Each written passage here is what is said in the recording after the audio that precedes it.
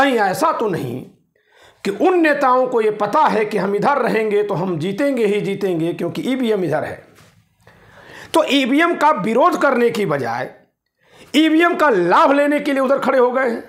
ये भी तो हो सकता है। तो जिन पार्टियों के समर्थक सड़कों पर ईवीएम का विरोध कर रहे हैं, उन पार्टियों के नेता ईवीएम का लाभ लेने वाले दल में, ईवीएम का लाभ लेने वाले गठबंधन में या ईवीएम का लाभ लेने वाले गठबंधन के पक्ष में अपनी रणनीति बना रहे हैं, उसके साथ खड़े हो जा रहे हैं, तो फिर जनता ईवीएम की लड़ाई सड़कों पर कैसे जीतेगी?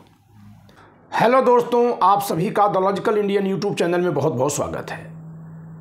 आज मैं इस बात पर चर्चा करूंगा कि आखिर ईवीएम हटाने के आंदोलन फेल क्यों हो रहे हैं, ईवीएम हटाने की जनता की मांग क्यों नहीं सुनी जा रही है, ईवीएम हटाने में जनता असफल क्यों हो जा रही है, और इसके कारण के रूप में हम ये भी बताएंगे कि जिन पार्टियों के समर्थक ईवीएम के विरोध में सड़कों पर उतरे हैं, उन पार्टियों के नेता भाजपा के साथ क्यों खड़े हैं। नेताओं के ऐसी हरकत से ईवीएम हटाने के आंदोलन पर क्या फर्क पड़ रहा है। लेकिन दोस्तों, इससे पहले आपको एक सूचना दे दें कि रात को 9 बजे प्रतिदिन मैं भारत के संविधान को भारत की आम जनता के दिमाग तक पहुंचाने के लिए अपने इसी the logical Indian YouTube channel पर लाइव जुड़ता हूं। लाइव रात 9 बजे आप उस लाइव क्लास का लिंक पाने के लिए चाहे तो इस दिए गए नंबर पर व्हाट्सएप करके संपर्क कर सकते हैं। आज मैं अनुच्छेद 15 पर चर्चा करूंगा, जो सभी प्रकार के भेदभाव को रोकने वाला है, जिसमें यह कहा गया था कि कोई रेस्टोरेंट, कोई दुकान किसी जाति या वर्ग के लिए बंद नहीं की जाएगी। यानी आज़ादी के समय हर दुकान पर हर लोग नहीं जा सकते थे, प्रतिबंधित था। तो आज हम उस पर चर्चा करेंगे। रात 9 बजे मेरे साथ जुड़िए, आज 19 मार्च 2024 को। दोस्तों, ईवीएम हटाने का आंदोलन बहुत जोर शोर से चल रहा है। सुप्रीम कोर्ट के 2 एडवोकेट भानु प्रताप सिंह और महमूद प्राचा ने इस आंदोलन का नेतृत्व किया। इसके अलावा वामन मेश्राम जी का संगठन बहुत बड़े पैमाने पर ईवीएम हटाने का आंदोलन चला रहा है। लेकिन आखिर ईवीएम हटाने का आंदोलन कहीं सफल होता क्यों नहीं दिख रहा है। आप सब जानते हैं कि इस आंदोलन का मैं भी एक हिस्सा हूं। मैंने बहुत सारे आंदोलनों में भाग लिया है। आपको मैंने बहुत बार प्रेरित किया है आंदोलनों में जाने के लिए। तो कल रात में एकाएक सोचने लगा कि आखिर ईवीएम का आंदोलन क्यों मुद्दा नहीं बन पा रहा है, जबकि जनता के बहुत बड़े वर्ग को यह आशंका है कि ईवीएम के कारण ही बीजेपी जीत रही है। एक बात और बता दें दोस्तों कि जितने भी लोग ईवीएम के विरोध में हैं, उनका यही मानना है कि ईवीएम से ही बीजेपी जीत रही है। आज के समय में बीजेपी ही जीत रही है, ऐसा उनका मानना है। यानी कहीं अगर और कोई पार्टी जीत रही है तो वो ये नहीं मानते कि ईवीएम का दुरुपयोग है। इसका मतलब है कि जो लोग भी ईवीएम हटाने की बात कर रहे हैं, वो डायरेक्टली या इनडायरेक्टली मोदी सरकार से नाराज लोग हैं। यहां तक बात स्पष्ट हो गई। तो अब जरा चलिए नेताओं पर। जब ये लोग मोदी सरकार से नाराज हैं और सड़कों पर आंदोलन कर रहे हैं, तो जिन पार्टियों के समर्थक हैं उनके नेता क्या कर रहे हैं, और वे नेता ऐसा क्यों कर रहे हैं। देखिए दोस्तों, ऐसी पार्टियां जिनके समर्थक ईवीएम के खिलाफ सड़कों पर हैं, उनके प्रमुख नेता एकदम चुप्पी साधे हुए हैं, कभी कुछ नहीं बोलते हैं, ईवीएम के मुद्दे पर जुबान नहीं खोलते हैं। बल्कि क्या कर रहे हैं, या तो वो एनडीए के साथ चले गए हैं, और या फिर इंडिया गठबंधन और एनडीए दोनों से दूरी बना लिए हैं। इन दोनों ही तरह से वे ईवीएम के साथ खड़े हैं। पूछिए कैसे खड़े हैं। जब चुनाव के बाद परिणाम आएगा तो जनता के दिमाग में एक बात जाएगी कि नहीं, ये चुनाव ईवीएम से नहीं जीता गया होगा, ये इसलिए जीता गया होगा क्योंकि इतनी सारी पार्टियां भी तो एनडीए में खड़ी थीं। ये चुनाव ईवीएम से नहीं जीता गया होगा, बल्कि इसलिए जीता गया होगा क्योंकि विपक्ष एकजुट नहीं था, वोटों का बंटवारा हुआ होगा। जैसे हम उत्तर प्रदेश की बात करें, जयंत चौधरी जी कहां चले गए? ईवीएम की पार्टी के साथ। अब उनके समर्थक भले ही ईवीएम विरोध में कभी खड़े रहे हों, किसान आंदोलन में खड़े रहे हों, लेकिन जब नेता उधर चला गया तो ईवीएम से चाहे चुनाव जीता जाए या बिना ईवीएम के, बचाव आसानी से हो जाएगा कि ये नेता हमारे साथ था, तो इस समाज का, इसके समर्थकों का सारा वोट हमारे साथ था। मायावती जी अपना अलग चुनाव लड़ रही हैं और ये पाया गया है कि जितने भी लोगों को टिकट दे रही हैं वो सारे उन लोगों को टिकट दे रही हैं जो समाजवादी पार्टी को हराने की स्थिति में है। ऐसे में अगर विपक्ष हारेगा तो जहां एक तरफ कुछ लोग सोचेंगे कि ईवीएम से चुनाव जीता है एनडीए ने, वहीं दूसरी तरफ लोग ये भी कहेंगे कि नहीं, वोटों का बंटवारा हो गया इसलिए जीत गए। अब आप चलिए बिहार में, अभी कल ही सीटों का बंटवारा हो गया।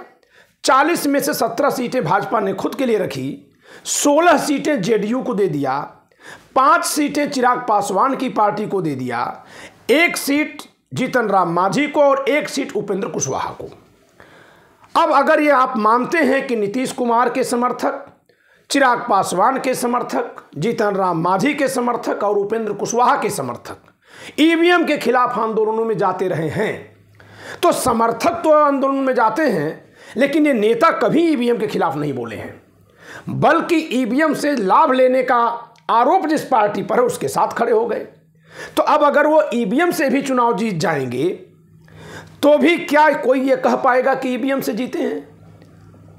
और अगर कोई कहेगा तो वो पार्टी जो ईवीएम का दुरुपयोग कर रही होगी वो ये आसानी से कह देगी कि ये सारे नेता मिलकर हमको चुनाव जितवाए हैं, ये लोग लोकप्रिय हैं, इनके समर्थकों ने हमको वोट दिया। ऐसे ही आप महाराष्ट्र में चलिए, वहां भी बीजेपी ने ईवीएम की ढाल के रूप में तमाम नेताओं को तैयार कर लिया है। जैसे शिवसेना से शिंदे गुट को तोड़ लिया, एनसीपी से शरद पवार के खिलाफ अजीत पवार को तोड़ लिया, और अभी आज ही सूचना मिल रही है कि राज ठाकरे मनसे की महाराष्ट्र नवनिर्माण सेना के प्रमुख बीजेपी के साथ जा रहे हैं। तो चाहे भले ही वहां समर्थक न वोट करें, लेकिन नेताओं के भाजपा के साथ चले जाने से भाजपा ये कह पाएगी कि इतने सारे नेता हमारे साथ थे इसलिए हम चुनाव जीते, जनता ने हमको वोट दिया। यानी जनता वोट दे न दे, लेकिन ईवीएम से वोट पाने वाला दल, ईवीएम से वोट पाने वाला गठबंधन अपना बचाव करने में कह पाएगा कि हम इसलिए इतना वोट पाए हैं क्योंकि ये सारे लोग, सारे नेता, सारी पार्टियां हमारे साथ खड़ी थी। अब सवाल उठता है कि आखिर ये नेता अपनी समर्थकों की इच्छा के खिलाफ उस गोल में क्यों जा रहे हैं? और इनमें से किसी नेता ने भी अपने समर्थकों को ईवीएम के खिलाफ आंदोलन में जाने से, ईवीएम के खिलाफ आंदोलन करने से रोकने की भी बात नहीं कही है, समझाने की भी कोई कोशिश नहीं की है, बल्कि इन लोगों ने अपने समर्थकों को बिल्कुल अपने हाल पर छोड़ रखा है कि वो ईवीएम के लिए विरोध करें न करें।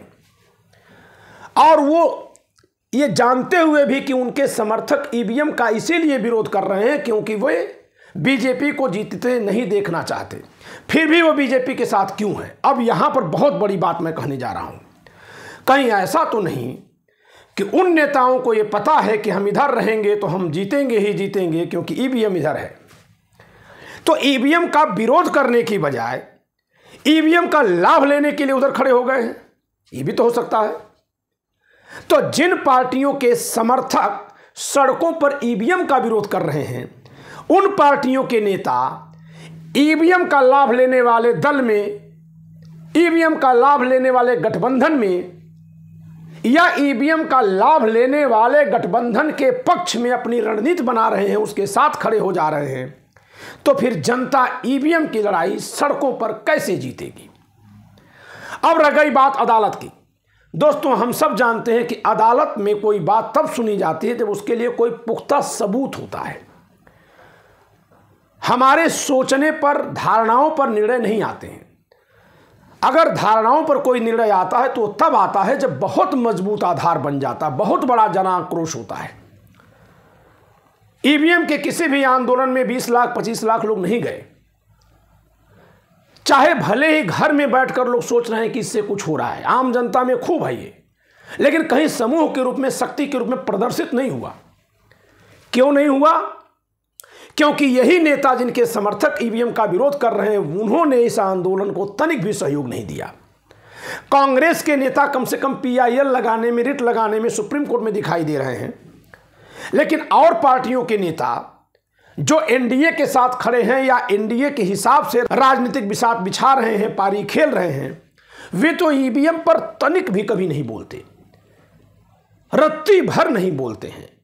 तो या तो ये भी संभव है कि हो सकता है कि वे जानते हों कि ईवीएम में कुछ गलत नहीं है, ये भी हो सकता है।